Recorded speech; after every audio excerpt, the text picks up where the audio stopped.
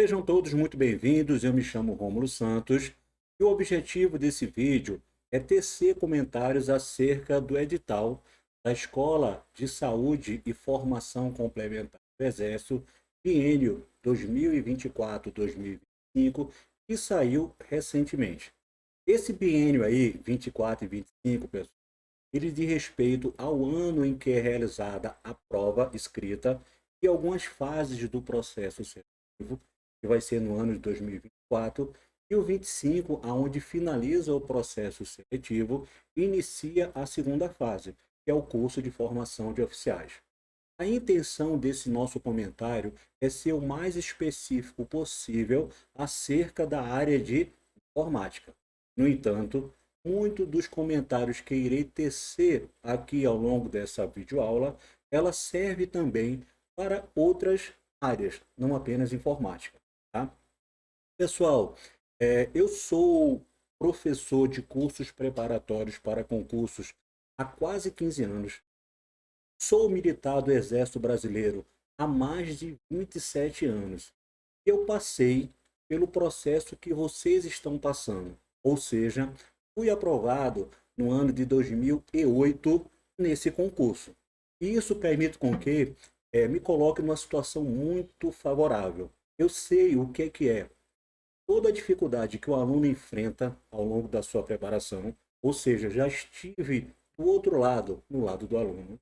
Sei da importância que há a aprovação nesse concurso, sei também o que é necessário para se conseguir superar o curso de formação de oficiais, que é a parte da coisa, e também, né, ao longo aí de muitos anos, venho me especializando em permitir com que outras pessoas consigam alcançar o seu sonho de aprovação nesse concurso. Então, tudo aquilo que a gente vai comentar ao longo dessa videoaula é de uma pessoa que já passou pelo processo, né, ensina alunos que conseguem também ser aprovados no concurso, tá? Eu faço aí essa observação que a gente percebe muitos comentários que é feito aí em redes sociais, de edital, em cursos preparatórios, e muitas vezes ali o professor ou a pessoa que está comentando no edital, ela tem a maior das boas intenções, mas às vezes não conhece assim com um pouco mais de profundidade o que é esse concurso em específico, tá? Então, como ponto de partida, pessoal, para a gente começar a nossa discussão acerca desse concurso, né, eu trago aí algumas informações acerca da banca examinadora, que é a VUNESP, tá? Fundação para o Vestibular da Universidade Estadual Paulista. É o nome da banca que vai aplicar a prova nesse concurso. Mas eu gostaria de trazer uma frase para vocês de Sun Tzu, que foi um general estrategista, alguns até consideram como um filósofo chinês, e ele trouxe como uma de suas melhores obras, tá? A Arte da Guerra. E dentro dessa obra, que foi apresentada por Sun Tzu, ele traz uma imagem, uma frase, que é a frase que eu gostaria de tecer como ponto de partida para que a gente faça os comentários acerca desse edital. Sun Tzu ele fala o seguinte: se você conhece o inimigo e conhece a si mesmo, não precisa temer o resultado da batalha. Trazendo aqui para nós,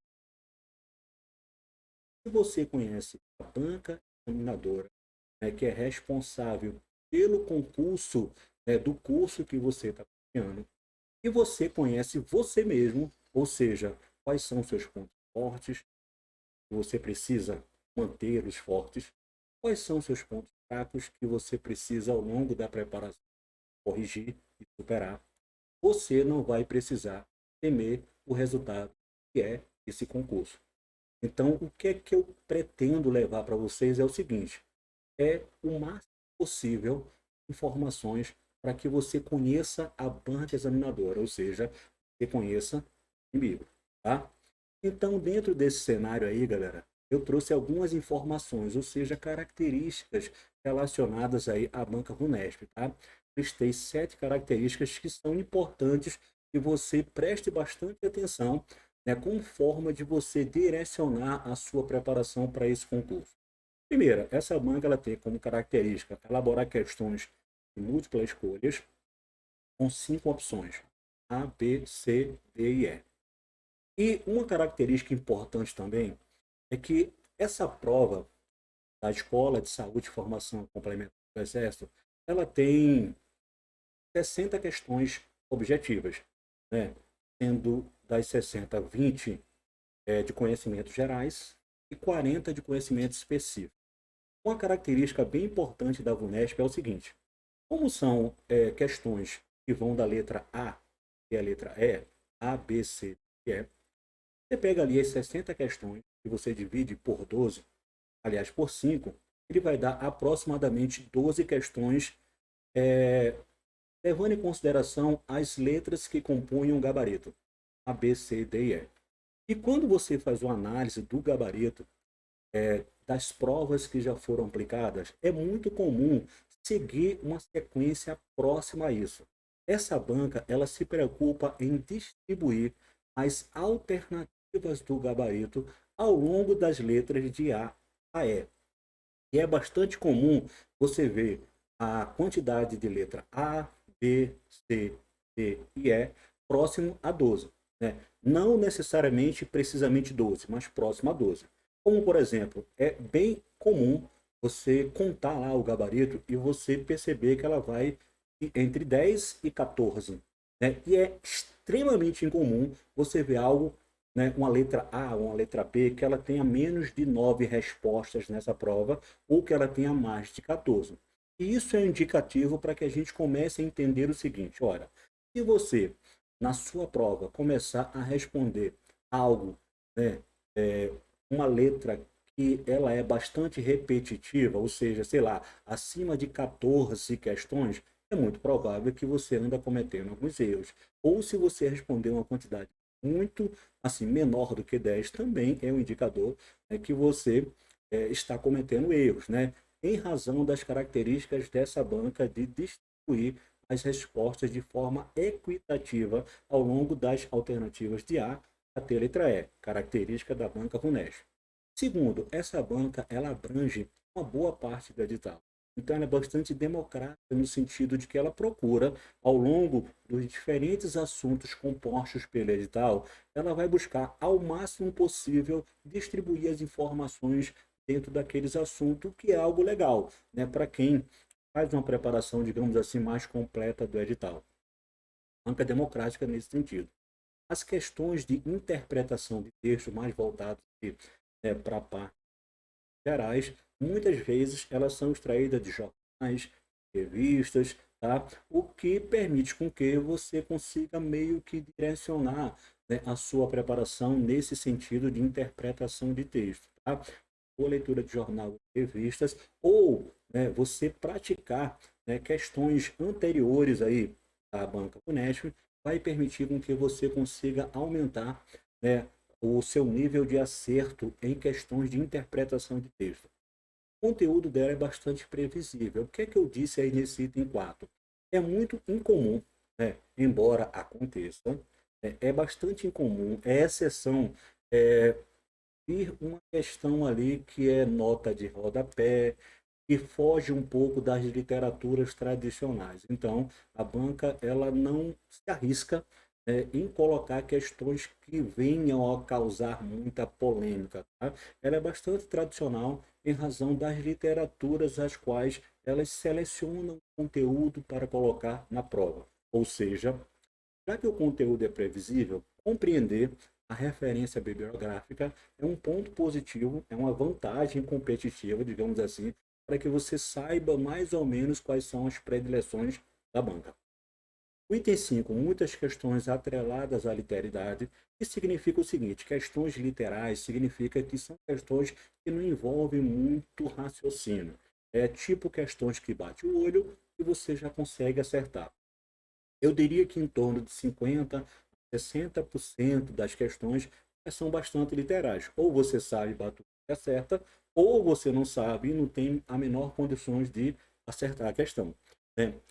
Embora, de um tempo para cá, a gente já perceba ali alguns sinais de mudança da banca. Isso está no item 7 das características, tá? De uns 5, 6 anos para cá, a gente percebe um amadurecimento da banca Vunesp em trazer questões mais analíticas, questões que combinam duas ou mais disciplinas, questões que já envolvem uma análise mais cuidadosa da questão para que você consiga, por meio de uma interpretação, de um raciocínio, chegar a uma conclusão. Eu diria que em torno de 60% são questões literais, 40% são questões ali analíticas de nível médio. Você vai fazer uma análise, vai ter que umas alternativas para eliminar até você chegar à resposta do gabarito. E 20% são questões de análise um pouco mais aprofundada, que envolve combinações de questões, vai envolver você conhecer um determinado tipo de visão de um autor, né, referências biográficas, e também vai exigir, né, um certo nível de, às vezes, até cálculo e conhecimento de funcionamento de determinados componentes aí. Então, assim, são questões que envolvem um pouco mais de raciocínio, né, em torno de 20% das questões. No item 6 eu acabei pulando, né? Tem 5 por 7, tá? No item 6 não é comum, mas às vezes acontece de alguma questão vier um pouco truncada. Então, né, já aconteceu casos de questões ali, não que o conteúdo dela seja um conteúdo duvidoso, mas a forma do comando da questão, a forma que foi elaborada a pergunta, ela gerou dúvidas no sentido interpretativo, tá? O que é que esse autor quer dizer sobre isso? Se for isso a sua interpretação, eu respondo de uma forma. Se for outra coisa, eu respondo de outra forma, tá? Algumas pouquíssimas questões ainda aparecem, sei lá, o comando dela um pouquinho truncado, ok? Algumas características aí da banca Vunesp, tá? O raio-x aí das questões de concurso, aí aqui, pessoal, eu já trouxe algo mais voltado para a parte de informática, tá? Então, eu entrei lá no que concursos, tá? Dentro da aba aí, questões de concursos, fiz um filtro ali da banca Vunesp para saber o seguinte, ó, quais são os assuntos que já foram cobrados em outros concursos anteriormente dentro dessa banca. Então perceba, tá? Essa análise eu fiz no dia 24/3/2024. Ou seja, se você entrar no que concurso agora e você encontrar uma quantidade maior de questão do que eu apontei, saiba, né, que eles inseriram novas questões, tá? Então, nessa data aí, eu fiz uma conta e percebi o seguinte: aba questões de concursos, né, apareceu ali a ocorrência de 6.646 questões da banca Unesp, distribuídas nesses assuntos. Essa informação é importante, que permite com que você saiba que você tem material que permite com que você consiga treinar, né? Se de fato os conteúdos que você vem estudando, eles costumam ser cobrados ou não, e de que forma eles costumam ser cobrados por essa banca. E aí eu tive um trabalho de fazer uma distribuição, tá? Algoritmos de estrutura de dados em torno de 117 questões, ou seja, né, do total de 6.646, não é algo muito longo. Arquitetura de computadores, que é uma disciplina que eu ministro, 211 questões. Arquitetura de software, que não é um tema bastante recorrente para a área de concursos do Exército, tá? 52 questões. Banco de dados, essa sim é bastante importante, e percebam que em outros concursos também, 516 questões de banco de dados, dá para treinar bastante. Engenharia de software, 242 questões. Gestão e governança de TI, 95 questões já foram cobradas aí pela Vunesp em concursos anteriores. Programação, 472 questões e mais aí para se divertir. Rede de computadores, uma quantidade também bastante grande, 595, eu acho que é a que mais caiu, tá? Com exceção ali do nosso ano de informática, que meio que ele agrupou ali, dentro do item. Eu vou tecer maiores comentários depois. Segurança, 53 questões. Sistema de informação, 21. Sistemas operacionais, que é outra disciplina que eu ministro também, 486 questões, dá para treinar o braço. Acontecia até pouco tempo atrás muito não definido, né? Que era mais ou menos a forma que o que concurso ele pegava as questões, colocava questões que ainda não estavam classificadas, tá? E eu posso falar um pouquinho sobre o que concurso, porque eu sou professor de lá também, tá? Lá eu comento a resolução de algumas questões de concurso. E por fim, a gente tem noções de informática, tá? Que tem ali 3.686 questões, né? E eu quero, né, que vocês coloquem uma observação nesse item. Essas noções de informática aí, que muitas vezes é negligenciada, você aplica um filtro ali e você deixa de lado noções de informática. Muitas vezes ali dentro tem algoritmo, estrutura de dados, arquitetura de computadores, microinformática, às vezes introdução ou conceitos de rede de computadores, sistemas operacionais. Então, enfim, né, não negligencie essa parte de noções de informática. Embora ali dentro das 3.686 questões, tem muita coisa que não interessa para você nesse concurso, tá? Sei lá, coisas de Office, de Windows, Excel, de Word, coisas que não interessam para esse concurso, que é claro, você não precisa resolver esse tipo de questões, mas ali dentro das 3.686 há muitas questões que você pode treinar, tá?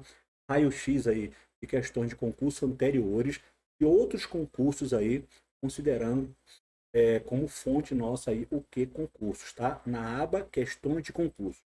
Já quando eu entro na aba questões militares, que é uma outra aba, tá? Eu tenho uma quantidade menor de questões, tá? Então, assim, o que já caiu nas áreas militares da banca VUNESP até então? 252 questões. Ou seja, se você aplicar o filtro apenas pelas questões militares, você tem pouca quantidade de questões para você treinar, né? E vai exigir que você amplie esse seu filtro para que você tenha mais questões que permita com que você treine mais, tá? Ali, 252 questões, muito pouca, tá?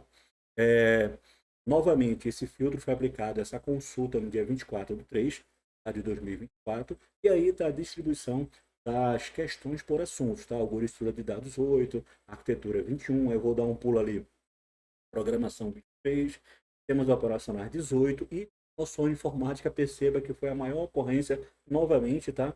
97 questões que você pode, né, dar ali uma navegada dentro dessa aba ali, identificar, né, as questões que são relacionadas aí ao seu certame, ao seu concurso, tá?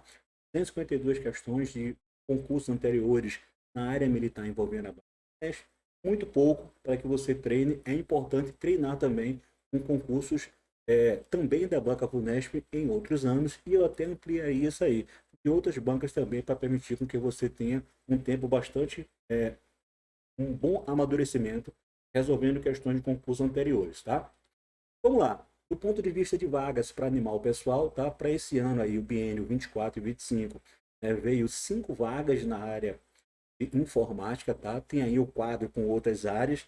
Eu falei no começo que a ênfase aqui é voltada para a informática, mas tem muitas informações aí que elas são também comuns a outras áreas de pesquisa, tá?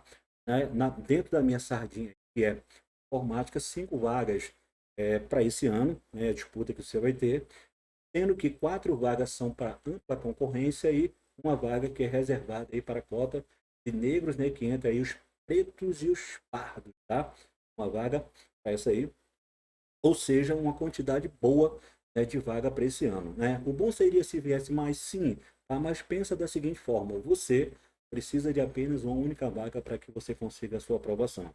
Força total, direciona isso aí. Já existe vagas que permitem com que você consiga alcançar o seu sonho. Beleza? Vamos lá, das etapas e fases desse concurso, tá? Pessoal, eu trouxe apenas algumas, eu vou tecer alguns comentários, principalmente das fases e etapas mais importantes para você nesse momento, tá? Primeiro, a fase do exame intelectual, em disparada, essa é a mais importante, tá? A sua preparação, o máximo dela tem que ser voltado para isso, eu diria 90%, em torno da preocupação com o exame intelectual, que ele é caráter eliminatório e classificatório, ou seja, estudar bastante para chegar no dia da prova objetiva e mandar bem aí o exame intelectual, tá? Uma outra fase é a parte da inspeção de saúde, e eu trouxe aqui para que vocês percebam o seguinte: essa fase ela é de caráter eliminatório, ou seja, ou você é apto ou você é inapto, né? Ela não vai permitir com que você, sei lá, alcance uma nova classificação. Então, se você foi o quinto e foi apto, continua sendo o quinto. Talvez passe a ser quarto se o quarto ele foi eliminado. Aí você ganha ali a posição dele, por exemplo, tá? Mas não é uma fase que ela é classificatória, é apenas eliminatória, tá? Mas, Romulo, por que que você trouxe esse item agora, tá? Para você se preocupar com o seguinte: quantidade de para a inspeção de saúde ela é muito grande, né? E ela exige um custo, né? Você vai ter que se preparar, né, do ponto de vista de bolso mesmo, tá? Saiba que a despesa que você vai ter para a realização de todos esses exames é uma despesa alta e o tempo também para preparação ele não é tão curto, tá? Ou seja, sei lá, para aqueles que forem militares tem uma vantagem porque tem os hospitais, né? Que permite com que você não tenha tanto custo, mas para quem veio do meio civil, né, ou que às vezes não tem um plano de saúde, saiba, né, que a inspeção de saúde vai exigir de você um custo aí para que você faça os seus exames médicos, dá uma olhada lá, já mais ou menos verifica aquilo que vai ser necessário, enfim, tá? Terceira fase, exame de aptidão física, embora não seja agora, é uma preocupação que você tem que ter, tá? Você não consegue alcançar um desempenho físico do dia para a noite. Então, dependendo das suas limitações, é importante sim, e eu vou tecer mais comentários ao longo dessa análise, que você se preocupe desde já com o exame de aptidão física, tá? Ele é também de caráter eliminatório, não é classificatório. Se você for aprovado, segue para as próximas fases. Se for reprovado, né, aí será eliminado, outro será chamado para ocupar a sua posição, tá? E alguém pode se dar bem e aumentar a classificação. Eu vou mostrar um quadro com alguns comentários acerca do que é, esse exame de aptidão física, o TAF aí, que a gente fala no linguajar militar. Quarta fase é a fase de avaliação psicológica, tá? Também de caráter eliminatória. Aqui não vou tecer muito comentários, né? Vou deixar para um vídeo futuro. Tá? E também na quinta fase tem uma revisão médica, uma comprovação dos requisitos para matrícula. Isso aqui já é uma fase bastante avançada de certame, onde você está lá quase pré-matrícula lá, vai ter que fazer uma nova análise médica e apresentar alguns documentos aí, né, que comprove a sua matrícula. Tá? Todas elas são de caráter eliminatório, a única classificatória é o exame intelectual. Tá? Passou as 5 fases, aí vem ali a segunda etapa do curso, que é o curso de formação de oficiais, que também não vou tecer comentários agora, tá? Vou deixar isso aí para um próximo vídeo. Vamos lá. O calendário. Essa aqui é importante, tá, galera? Tem muita gente boa que come mosca. E por isso que eu trouxe aí esse quadro para que vocês fiquem bastante atentos aí, tá? Período de inscrição. Olha só, começa às 10 horas do dia 1º de abril. Ou seja, daqui a pouco vai abrir o período de inscrição. E a dica que eu te dou é o seguinte, ó. Faça a inscrição o mais rápido possível. Tá? Sei lá, dia 1º vai lá e já faz sua inscrição. Não deixa aí a sua inscrição para o último dia, que vai ser em 14 de junho. Então faça o máximo, mais rápido possível a sua inscrição. Não, mas eu não estou com grana agora. Olha, faça a sua inscrição o mais rápido possível. Tá? E eu vou explicar por quê. Tá? Você pode fazer a inscrição numa data e você pode fazer o pagamento, né, da sua taxa de inscrição em uma outra data. Tá? Faça o mais rápido possível. Tá? Solicitação de isenção de taxa de matrícula aí está dia 1º, dia 5 de abril. Então, os 5 primeiros dias ali que começa a inscrição é a solicitação para isenção de taxa de matrícula, tá? Então, é possível aí você solicitar essa isenção, tá? Para aqueles, sei lá, que fazem... eu vou tecer alguns comentários a mais, né, sobre quais são os pré-requisitos que isentam a matrícula aí, tá? Mas você pode solicitar isenção de matrícula, tá? Doador de medula óssea, ou você fazer parte aí de algum programa que seja voltado para a parte social, tá? No próximos slides aí eu teço mais comentários acerca disso, né?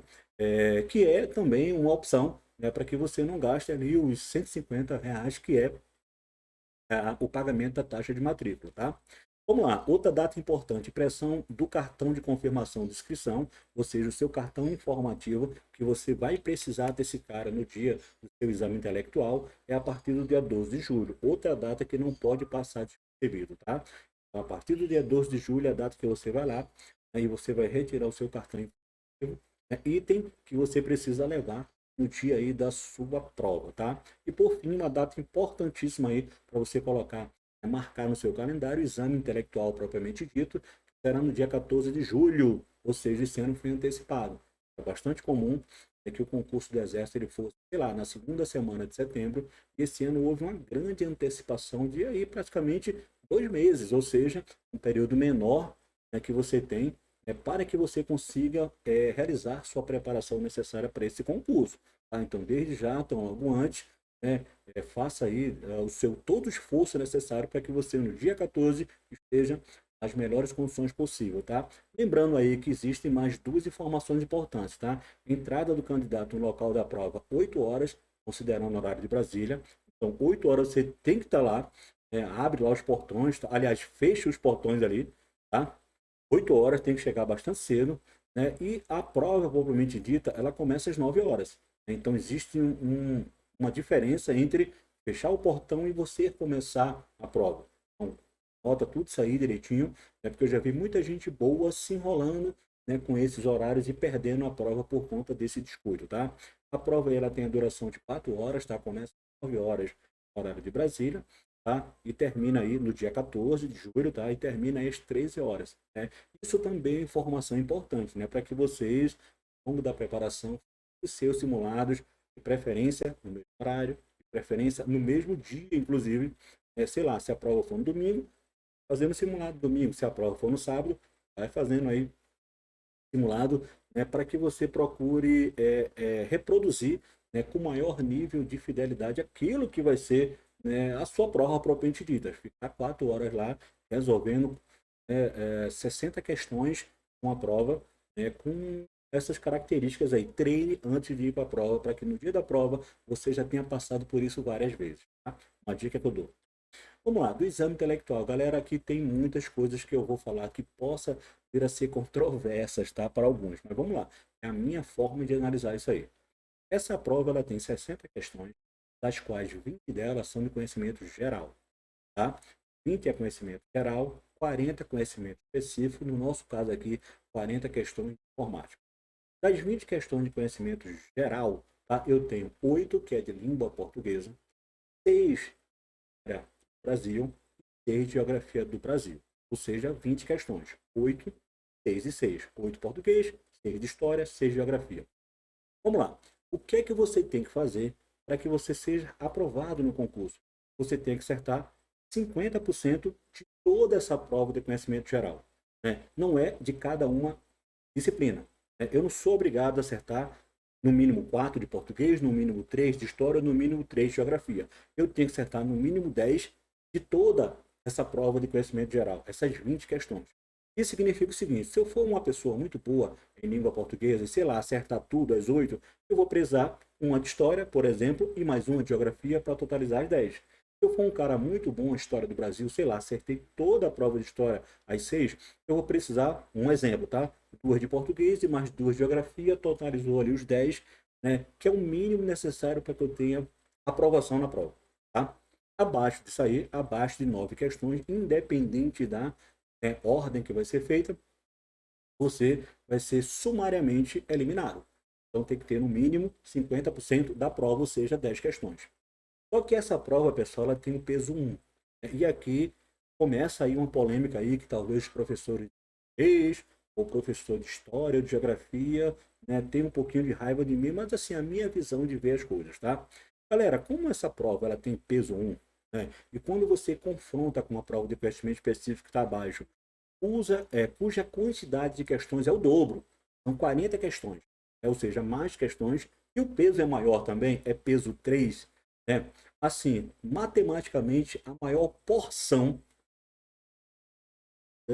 das questões que vai permitir com que você aprove, elas estão na parte de conhecimento específico, né? Se você colocar isso aqui em percentual, galera, dá mais ou menos o seguinte, tá?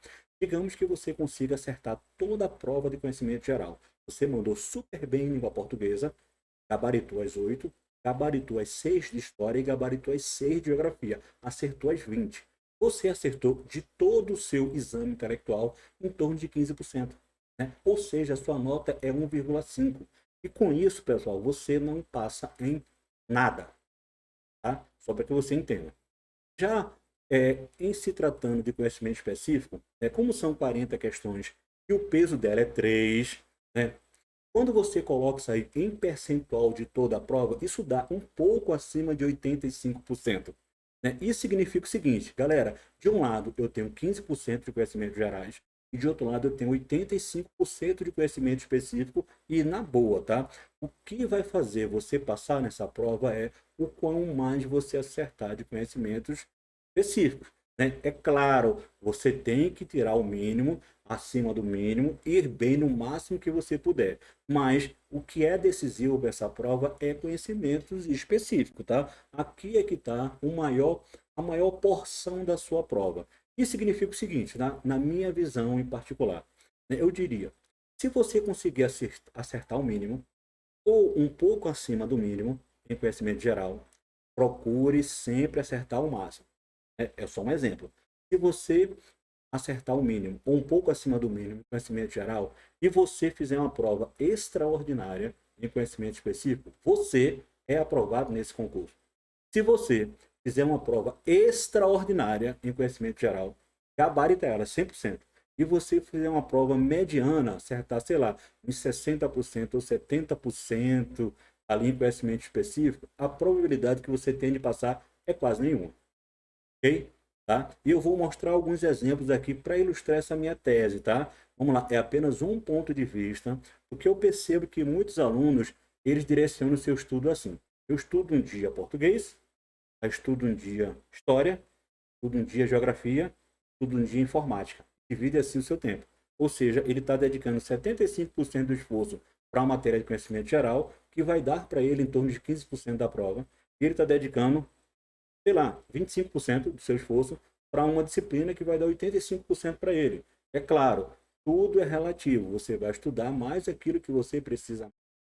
Se eu sou muito bom numa área, não preciso estudar tanto, vou mais ali resolvendo questão. Eu vou ali corrigindo as minhas deficiências, mas assim, de uma forma geral, né? A distribuição do estudo, minha visão, ela tem que ser muito maior o tempo para aquilo que vai pontuar mais, ou muito maior para aquilo que você tem mais deficiência. E é assim que tem que ser a divisão para que você faça uma boa preparação. Eu vou colocar aqui alguns exemplos para que vocês entendam aí a minha tese. Pelo menos entendam a minha tese. Vamos lá. 3 exemplos. Primeiro caso. O caso do aluno excepcional em conhecimento geral. O cara foi lá e acertou 100% de gerais. Só que ele acertou 70% de específico. Ou seja, esse cara fez uma boa prova. 100%, ou seja, acertou tudo de português, acertou tudo de história e acertou tudo de geografia, né? Garantiu ali os 20 pontos de conhecimento geral. Só que na parte específica ele acertou 28 questões das 40, ou seja, 70%. Quando você vai lá para o cálculo que vai gerar a nota desse aluno, né, a nota dele vai ficar em torno de 74,29%. Ou seja, perceba que ele tirou 70% em específico e ele tirou 100% em geral. O 100% em geral aumentou para ele apenas o quê? 4% da prova. 4%. Aí olha aí o caso 2 e o caso 3 e perceba uma coisa aqui, tá, galera? Lá no caso 2, eu reduzi a quantidade de 5 em específica. Aliás, 5 em geral. Ou seja, ele tinha acertado 20 e ele passou a acertar 15. Agora, ele acertou 5 a menos em geral. E ele acertou 5 a mais em específica. Né? Isso significa o seguinte: 20 ele tinha acertado em geral no primeiro caso, 15, 5 a menos, ele acertou no segundo caso. 10, 5 a menos, ele acertou no terceiro caso. No primeiro caso, ele tinha acertado 28, ou seja, 70% em específica. No segundo caso, ele acertou 5 questões a mais. Então, ele saiu de 28 para 33, que é 5 questões a mais. E no terceiro caso, ele acertou 5 a mais novamente em específico. Ou seja, se você parar para olhar os exemplos que eu trouxe, a quantidade de questões foram a mesma que ele acertou. Só que no primeiro caso, ele acertou mais geral, menos específica. No segundo caso, ele diminuiu um pouco de geral e aumentou um pouco de específica. E no terceiro caso, ele diminuiu ainda mais geral e aumentou ainda mais específica. E perceba como é que vai ficar o cálculo, tá? Vamos lá, caso 2. O caso de um cara que fez uma prova muito boa aqui, ó. 75% foi o acerto dele em geral e 82,5% foi em específica. Rômulo, em prova, isso aí foi o quê? Olha, ele acertou 15 das 20 em geral, totaliza aí 75%, né? Só que ele acertou aqui 33 questões de específica, das 40. 33 questões de específica das 40 dá para ele 82,5% da parte específica, tá? Quando você vai para o cálculo aqui, né, ele ganhou 114 pontos, né, dos 140 pontos da prova, tá? 20 pontos é de conhecimento geral, 120 é de conhecimento específico, que é 40 vezes 3. Ou seja, deu para ele aqui um acerto de 81,43%. Certamente esse cara aqui do caso 2 ele está aprovado. Legal? Tá? E perceba que aqui ele acertou 5 a menos em geral e 5 a mais em específico. Caso 3, o cara acertou só o mínimo de geral, né? Ou seja, 50%. Perceba ali que ele acertou apenas as 10. 10 ele acertou, só que no caso específico o cara foi extraordinário. Ele acertou 95% da específica, tá, galera? Ou seja, 38 questões das 40. Novamente, ó, se você olhar direitinho, olha só, do caso 2 para o caso 3. No caso 2 ele tem acertado 15 de geral e ele baixou para 10, ou seja, acertou menos 5 questões. Só que na parte específica, olha só o que eu fiz, galera. 33 foi o acerto no caso 2 e ele aumentou 5. Tá? Eu estou sempre assim, ó, tirando 5 específica, geral e aumentando 5 específica. Tá?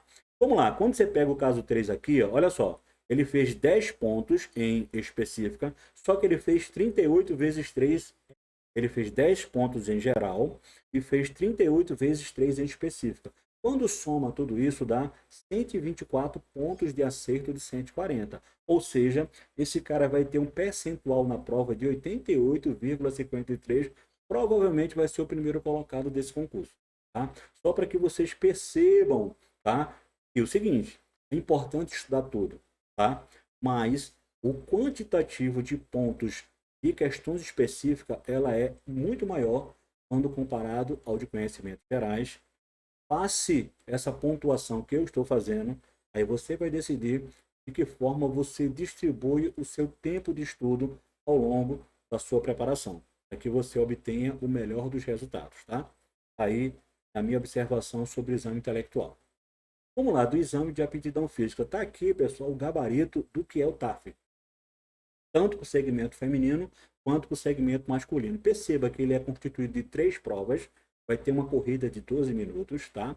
O segmento masculino ele tem que alcançar pelo menos 2.100 metros em 12 minutos. O segmento feminino tem que correr 1.700 metros em 12 minutos. Isso significa o seguinte, é um índice muito baixo, tá, galera? Mas aqueles candidatos que não estão familiarizados com a parte física, o bizu que eu dou é que treine desde já. É para que você não passe na prova e comece no exame intelectual e comece a entrar em desespero com relação à sua preparação física, tá? O que o homem precisa, Ron, fazer para ele conseguir alcançar isso aí? Você vai ter que fazer uma corrida de 5 quilômetros, aliás, uma corrida de 1 quilômetro em 5 minutos. Então, o primeiro quilômetro aí do homem vai ter que ser em 5 minutos. O segundo quilômetro do homem, ou seja, o 2.000 metros, vai ser em 6 minutos. Primeiro quilômetro em 5 minutos, segundo quilômetro em 6 minutos, totalizou 11 minutos, ainda resta para ele 1 minuto para ele correr 100 metros. É um bom indicador para que você treine para chegar nessa prova. Como para as mulheres, ela vai correr os primeiros 800 metros, ela vai correr em 5 minutos. Os próximos 800 metros, ela vai correr em 11 e 6 minutos. Tá? 800 metros, 5 minutos. Próximos 800 metros, 6 minutos. Totaliza aí 1.600 metros e totaliza 11 minutos. Falta também para a mulher 1 minuto para que ela consiga correr 100 metros, tá? Esse é um indicador de treino, tá? Para que ela consiga verificar como que está aí a sua corrida em 12 minutos, tá? Flexão de braços, segmento masculino, segmento feminino. Masculino são 9 flexão de braço ali, o famoso ali o flexão mesmo, né? Que é feito, tá? Alguns chamavam muito tempo atrás de marinheiro, tá? Mas a flexão de braço hoje em dia, homens são 9 e mulheres são 4. Perceba que é um indicador pequeno. Mas assim, a mulher agora já está sem o apoio do joelho. Então ela faz da mesma forma que faz o homem, tá? Para mim é muito simples, tá? A flexão de braço, mas tem gente que não tem o hábito de fazer e tem problema. Então começa a treinar já pensando aí nesses números, tá? 9 para homem, 4 para mulher. Ao longo do treinamento aí, vai treinando para pelo menos fazer 15 para no dia da prova. Caso o cara conte um a menos ali, você consiga chegar aos 9, a mulher consiga chegar aos 4, tá? É algo que requer preocupação se você tem algum problema de natureza, se você não tem o hábito de fazer atividade física, tá? Por fim, abdominal supra também, galera, é muito simples também. Eu acho que de todos os exercícios esse aqui é o mais simples dos três. Porém, ele exige uma certa destreza, sei lá. E tem gente que se enrola para fazer o exercício. Tá? Ele é fácil de fazer, mas o cara não tem o hábito e no dia lá, né, pela falta de infância ali, ele tem dificuldade de fazer um abdominal supra, tá? No edital ele tem todos os itens ali que explica como é que faz isso aí, tá? Para o homem ele tem que fazer 30, tá? Abdominal no tempo de limite de 3 minutos, né? Ou seja, 10 a cada minuto, assim, muito simples, tá, galera? Quando o cara tá treinando muito, ele vai fazer 30 e 30 segundos, só para você ter ideia, tá? E para as mulheres tem que fazer 27, um número muito próximo dos homens ali, tá? 27 repetições no tempo limite de 3 minutos, tá? De todos eles, para mim, é o mais fácil, tá? O mais difícil aí é, sem sombra de dúvida, a corrida. E se não der uma treinadinha, no dia do exame pode ser que você tenha problemas, tá? É por isso que desde já, para aqueles que têm dificuldade, já começa aí a realizar uma atividade física que permita chegar no dia do seu exame de aptidão nas melhores condições possíveis, tá?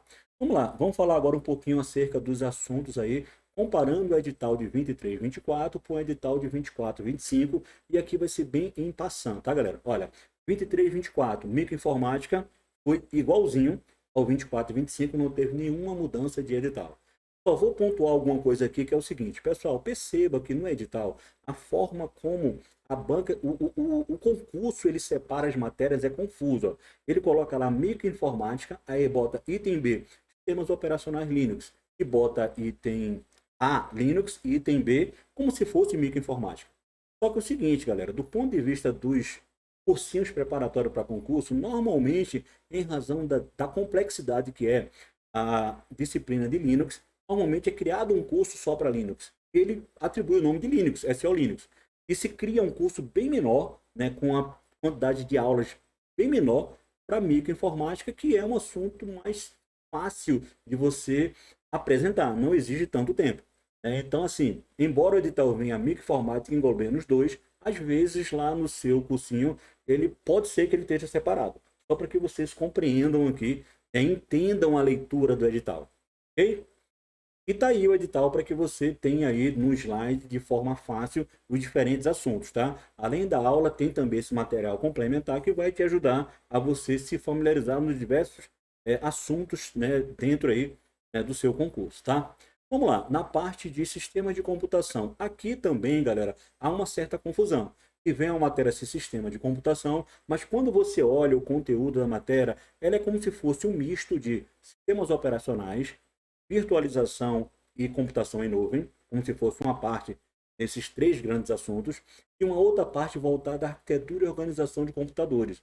Tá? Então, assim, do ponto de vista de cursinho também, é bastante comum se criar ali um curso de sistemas operacionais, né, para envolver essa parte aí de gerência de sistemas, virtualização e computação em nuvem, e um segundo curso que é voltado para a parte de arquitetura e organização de computadores, conversão de base, paralelismo e outros assuntos que são afetos a essa outra matéria, tá? Então o edital ele vem um pouquinho confuso. E para confundir mais ainda, lá no item G tem a parte de segurança. Não existe uma disciplina dentro desse edital que é voltada para a segurança da informação. Ela é pulverizada ali entre várias outras áreas. Perceba que no item G está ali segurança, certificado digital, políticas, mecanismos, dentre outras coisas, e normalmente é construído um curso de segurança da informação pegando parte, né, dos assuntos que são divididos em outras matérias. Tá? E o item G, parte de segurança, tá? Essa matéria também se repetiu, tá, galera? Não houve mudança de edital. Tá? E só para a gente completar a segurança, o outro item está aqui dentro de comunicação de dados, ó, que são redes de computador. Perceba ali que lá no item C está, né, segurança de redes ali, né, que normalmente isso aí está dentro não de um curso de redes, sim um curso de segurança. Né? Só para que vocês percebam ali, né, como que as coisas são distribuídas para que você se encontre ao longo da sua preparação. Comunicação de dados também não houve mudança, tá? 23, 24 para 24 e 25. Só essa observação que parte de segurança está no item 2 e parte de segurança está aqui no item 3, comunicação de dados ali na letra C, né? Segurança de redes, tá? Vamos lá, o item 4 aí são técnicas de programação, tá? E dentro dessa parte aí tem tanto a parte de algoritmo e estrutura de dados, como tem ali, né, as diferentes linguagens ali, C, o Java, o PHP, o Python, dentre as várias linguagens que são utilizadas ali, bem como as suas estruturas ali, tá? Esse item 4 aqui, 23 e 24, para o 24 e 25 também não houve mudança, tá? E é uma matéria que é bastante recorrente, já já eu vou tecer mais comentários, né, sobre a evolução das questões que já foram cobradas dentro da área de programação. Bom, vamos lá, no item 5 é uma mistureba aí dentro, tá? Que vem aí com o nome de análise, projeto de sistemas e sistemas de TI. Né, se eu fosse traduzir o que é esse item 5, seria mais ou menos o seguinte, tá, galera? Vem um pouco de gestão de TI, vem um pouco de governança de TI e vem um pouco de engenharia de software. Só que dentro de engenharia de software vem ali programação estruturada. Cara, é um conjunto de disciplinas que vem dentro desse item 5 aí. Tá? Ali ele começa sistema de informação, passa por levantamento de sistemas, análise essencial do sistema, uma coisa bastante antiga e não sei por que costuma repetir isso aí em edital, projeto estruturado, análise e programação orientada a objeto, aí vem o ML, a parte de qualidade, modelo CMM, CMMI, gestão de serviços, que é a parte de ITIL, governança, que é a parte de COBIT, gestão de projetos, que é a parte de PMBOK, o APF, né, análise de ponto de função. Aí vem aqui um conjunto de normativos que, inclusive, estão até desatualizados, mas que se repetiram, né, 23 e 24, já estava atualizado no passado e continuou a vir essas instruções normativas aí que já estão um pouco obsoletas, tá? Mas está no edital, tá? Tá ali no item K, instruções normativas do, olha lá, ele aparece como MPOG, não é nem MPOG mais, já até mudou aí, os ministérios várias vezes não mudou, tá? Né? 24 e 25 se repetiu, não houve mudança nesse item, tá? E para a gente finalizar a discussão, tem o item 6 aí, que vem a parte de banco de dados, tá, galera? Ter só um pouquinho ali desse item que vem dentro, normalmente, de sistemas operacionais, né? Às vezes vem estrutura de dados, mas assim, o grosso, a maior parte dos assuntos que aí estão, eles são de fato aí da matéria banco de dados, tá? Uma matéria das mais importantes que tem em se tratando desse concurso, e já já vocês vão entender o porquê, tá? Tá aí, item 6, banco de dados se repetiu, tá? Não houve alteração, tá? Traduzindo aí, tá o 23 e 24, comparando os assuntos de 24 e 25, não houve alteração em nenhuma das disciplinas. Tudo bem? Se repetiu aí, mas eu fiz questão de fazer uma análise para que você conseguisse entender ao longo do edital como você vai encontrar aí as diferentes matérias que são apresentadas aí pelo seu curso preparatório. Bom, Rômulo, do ponto de vista de referências biográficas, houve mudança? Houve. Né? Houve a inserção de 3 referências novas e eu quero que você preste bastante atenção, tá? Ano passado veio 70 referências apresentadas, esse ano pulou para 73, ou seja, foi inserido. Não houve mudança de nenhuma, atualização não houve nenhuma. Às vezes é a atualização. Sei lá, o livro estava na segunda edição, passou para a terceira. Não houve eliminação nenhuma referência, se manteve todas a do ano passado, desse ano, e foram inseridas 3, tá? 3 novas referências, ou seja, passou de 70, que era ano passado, para 73 esse ano, a quantidade de referência biográfica, ou seja, muito grande aí. Né? Se você for estudar todos os livros, você vai levar muito tempo para se preparar para esse concurso, tá? E algumas informações que eu queria tecer, né, comentários sobre as novas referências que foram inseridas. Tá? Primeiro, o livro aí, né, de algoritmos, teoria e prática do Comer e do Leisserson. Né? Aliás, do Rio, são 4 autores, na verdade, tá? Comer, Leisserson, Rivest e Stein, 4 autores. Né? Eu, particularmente, não conheço esse livro. Eu estudei por outros livros nas minhas cursos de graduação, de especialização na área de algoritmo, teoria e prática. Mas, assim, o que eu queria apontar? Não é um livro recente, é 2012. É um livro antigo. Ou seja, né, o concurso para as FESEGs, ele não tem a preocupação em trazer as referências mais atuais. Perceba isso, né, como estratégia de preparação para o concurso. Ele não está preocupado em trazer aquilo que há de mais novo. Tá aí o livro aí sendo inserido de 2012, ou seja, um livro de 12 anos atrás. E ele trouxe um outro livro também, né, que é o livro Rômulo, desse livro Algoritmo em Teoria, o que é que pode pintar? Alguma coisa de estrutura de dados. Pode ser que apareça aí, né, cuja referência é esse livro e essa razão pela qual foi inserida essa nova referência. O Exército ele tem uma preocupação muito grande, pessoal, do seguinte: de todas as questões específicas, elas serão extraídas, retiradas dos assuntos dos livros de referência. Isso significa que se tiver uma questão na prova e não tiver o assunto dentro dos livros que foram colocados como referência, existe uma sólida possibilidade que você ganhe recurso anulando essa questão. O Exército ele se preocupa com essa relação, tá? De apresentar a questão e de ter nas referências dele os assuntos, não é isso? Que ligados ali àquela questão. Como apareceu esse livro novo aí inserido, pode ser que cobre alguma coisa aí de estrutura de dados na área de algoritmo aí, tá? Segundo a literatura, o livro do Dayton e Dayton, que é bastante conhecido na área de Java, só que agora ele veio com C++ como programar. Tá? Um livro de 2006, pessoal, antigo demais, ó, quase 18 anos o livro. Então perceba novamente que a banca ela não se preocupa em trazer coisas novas. Tá? Mas se ela apresentou ali uma literatura de C++, o que significa isso? Sólida possibilidade que uma das questões do concurso desse ano ela tenha sido inspirada nesse livro.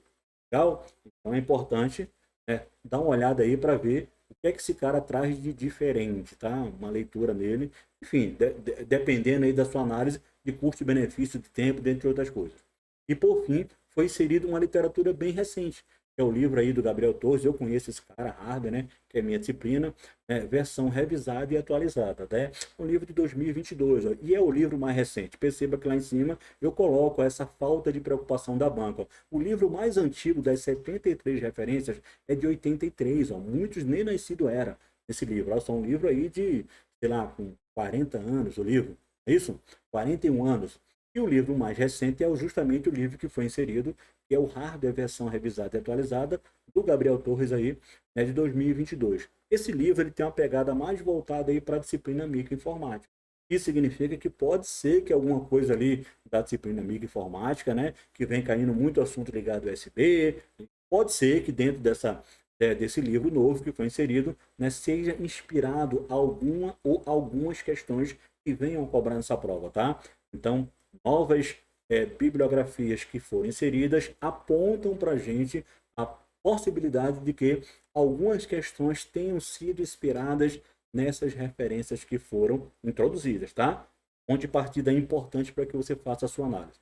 E tem aqui, pessoal, talvez o slide mais importante de toda a nossa discussão, que é o seguinte: uma análise estatística desse ano eu trouxe algo diferente, tá? Eu trouxe apenas os concursos feitos pela VUNESP. Então, assim, a VUNESP, ela começou dentro do Exército em 2020. Então, ela aplicou o concurso em 20, 21, 22 e ano passado, 23. Esse vai ser o 5º ano dessa banca aplicando o concurso no Exército. Isso significa que ela se deu bem. Né? Houve uma boa sintonia entre a banca VUNESP e o Exército Brasileiro. Né? E isso nos dá muito diagnóstico. Tá? Normalmente, eu fazia análise estatística dos 10 últimos anos. Só que agora, como a gente tem 4 concursos que passaram e esse é o 5º, né, eu trouxe uma análise estatística mais voltada para algo mais atual. Tá? Ou seja, nos últimos 4 anos, considerando esse o 5º ano, né, Rômulo, o que se espera dessa nossa próxima prova? Então, dá uma olhada bem atenta para esse slide e perceba o seguinte, olha só. Né, foram 4 provas, ou seja, cada uma de 40 questões, totaliza aí 160 questões dos anos de 20, 21, 22 e 23, 4 anos. Tá? E nesses anos, como é que foi distribuídas as questões? Percebam que de arquitetura de computadores, olha, 17 questões das 160. Isso aí dá um percentual de 10,625%. É um pouco acima de 10%, só foi arquitetura. A arquitetura é muito importante, cara.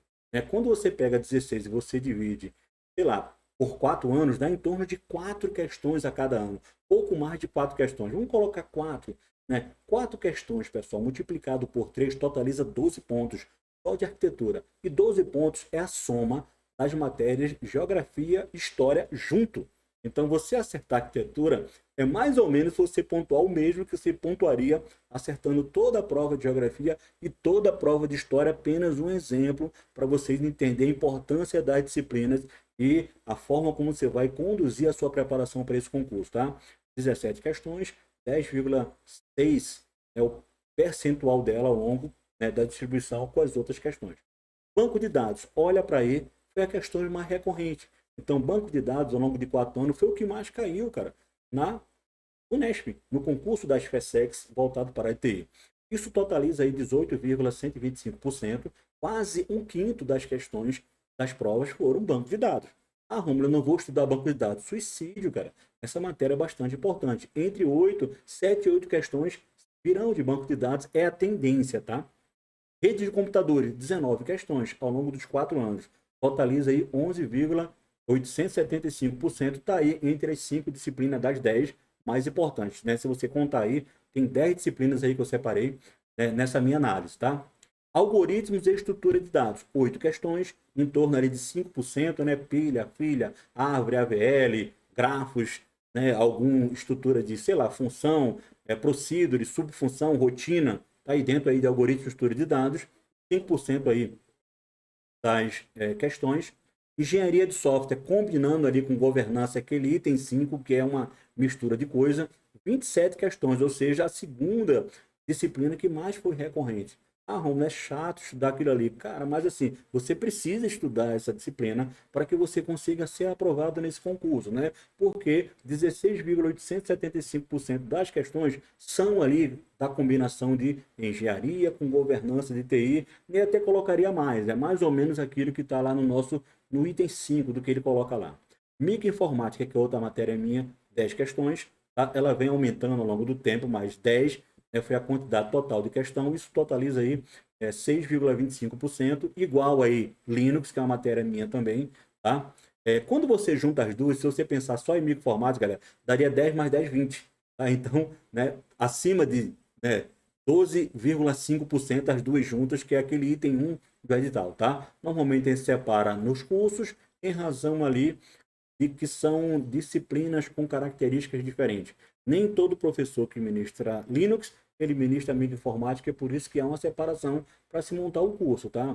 Segurança da informação, embora ela seja muito importante em muitos concursos, ela não é tão importante para o concurso do Exército, né? Embora tenha aí, o Exército se preocupe muito com segurança. Nessa prova específica, 10 questões, 6,5, eu confesso que poderia ter mais questões de segurança, tá?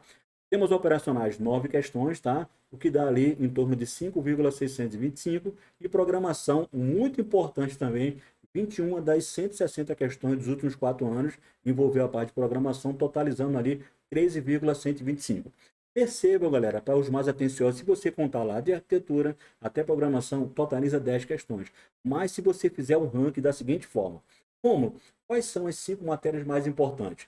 Então, as 5 matérias mais importantes, considerando recorrente, ou seja, predileção da banca. O que é que a banca cobra mais? Vai ser arquitetura de computadores, 10,625%. Banco de dados, em primeiro lugar, com 18,125%. Rede de computadores, com 11,875%. Engenharia de software e governança TI, 27 questões, 16,875%. E programação, 21 questões, com 13,125%. Quando você soma tudo isso, galera, dá acima de 70%. Se você colocar nesse conjunto microinformática e Linux, já vai para 80%. Então perceba, né, que 5 disciplinas aí desse conjunto, arquitetura, banco de dados, redes, engenharia de software, governança TI e programação, essas 5 matérias, elas totalizam 70% das questões que foram cobradas nos últimos 4 anos. Isso é um indicador importante para que você direcione melhor o seu estudo, tá? Sei lá, às vezes você está dedicando muito tempo para geografia, um exemplo, muito tempo para geografia, e você está deixando de ver engenharia de software e governança TI, que é a segunda disciplina que mais cai, totalizando aí em torno de 16% da prova, tá? Só para que vocês entendam aí a importância de você focar melhor naquilo que cai mais ou naquilo que você tem mais deficiência, tá? Dica importante para que você faça a melhor preparação possível, tá? Para consolidar, quer falar, a sua preparação para o concurso, tá? E para a gente finalizar, galera, esse aqui é a última dica aí desse edital, tá? Do material e uso permitido no local, para que vocês entendam, tá? Aqui vai ser uma leitura, tá? Olha só, no dia da prova, o que que eu posso levar, o que que eu não posso levar? Se liga aqui na dica, tá? Permite ao candidato conduzir a prova bebidas não alcoólicas, tá? Sei lá, o suco, uma água, uma coisa que não seja alcoólica, pode levar para o seu consumo, só que ela tem que ser condicionada em saco totalmente transparente. Chegou lá com aquela sacola branca de mercado, não vai entrar, cara, com material. Tem que ser com a sacola transparente. Já se liga nisso. O artigo 43 ele fala que não se permite candidato portar arma. Então, sei lá, você é militar, da polícia, etc e tal, chega lá no dia da prova com arma, cara, você não vai conseguir, né? Você não vai, né? Não vai ser possível você adentrar o estabelecimento. Então, cara, já evita, tá? Artigo 44. Durante a realização do exame intelectual, o que é proibido? É vedado você ir olha só, gorro, chapéu, boné, viseira, né? A mulher gosta de colocar aquele ali, né? Lenço de cabelo, né? A mulher com lenço, mas eu fico mais, deixa para ficar bonita, melhor. Outro dia, cara, no dia da prova, evita levar essas coisas que você não vai conseguir fazer a prova com isso e pode se complicar, tá? Cachecol não dá, pince, olha só, ou brinco no pavilhão auditivo. Então aquela mulherada lá que gosta de colocar uma quantidade grande de pince ali e brinco, cara, no dia tira isso aí que vai ser proibido você fazer. Mas teve uma amiga que fez, passou. Cara, não arrisca, né? Bolsa não pode levar, não pode levar mochila, não pode levar livro, não pode levar anotações impressas, caderno, folha avulsa, nada disso máquina calculadora, agenda eletrônica, ou similar, aparelhos radiotransmissores, sei lá, aquele telefone lá, o smartwatch não pode, tablet, ó, relógio digital, tudo isso evita, cara. Aparelhos eletrônicos evita. Não leva, cara, de preferência, né? Ou seja, se for uma coisa que não dá para você ficar, cara, consegue alguém para ficar lá no estacionamento e que fique com você com isso aí, mas evita isso. E eu vou te explicar por quê, tá? Vamos lá. Após ser identificado na sala de prova, o candidato deve guardar a embalagem de porta-retrato as coisas que ele vai levar, caso ele decida levar. E aqui ele fala, telefone celular desligado. Aí você leva o seu telefone celular desligado, guarda bonitinho. Sabe o que acontece se o seu telefone disparar? Né? Vamos lá para a próxima página aqui no item 2. Se o aparelho eletrônico, o celular ou qualquer outro aparelho, ainda que dentro da embalagem, ele for emitir algum tipo de sinal luminoso, ele acender ou sonoro, né, isso como toque de alarme ou qualquer coisa, presta atenção. Durante a realização do exame, o candidato será eliminado do concurso. Por isso que eu digo, cara, não leva. Então, no dia da prova, não leva nada disso. Não leva. Né? Não tem o risco de você ser eliminado por qualquer problema que acontecer disso aí, tá? Romeu, eu fui eliminado no concurso porque eu estava com imagina, um pincel, um lenço, né, que eu não tirei e o cara não deixou fazer a prova. Legal? A omissão ou posse ou uso de aparelho eletrônico durante a realização será considerado meio ilícito.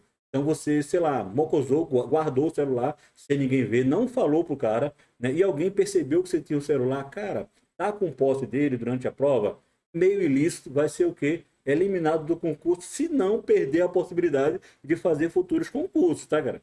Então fique esperto com relação a isso aí. Vamos lá, o 45 fala aqui, durante a realização da prova, não se permite recebimento, empréstimo ou troca de material. Aí o cara não leva o material necessário e chega no dia, não, eu sempre pego emprestado com alguém. Olha, é proibido. É proibido emprestar, inclusive, né? Não se permite receber ou emprestar. Então, assim, você não pode ceder para alguém nem pode receber de alguém. Né? Sentou lá, não pode mais. Então, assim, se prepara com antecedência, leva lá 5, 10, a quantidade que você se sinta confortável e um backup a mais, tá? Para que no dia você não precise desse tipo de coisa, tá? Leva o que é preciso em quantidade satisfatória e evita, né? Não leva aquilo que pode te dar problema, tá? Artigo 46. Os encarregados da aplicação não guardarão o material do candidato. Não tem a obrigação da banca examinadora guardar o teu celular. Você pode até perder, cara, tá? Ou qualquer outro item, sua bolsa, algo desse tipo aí, tá?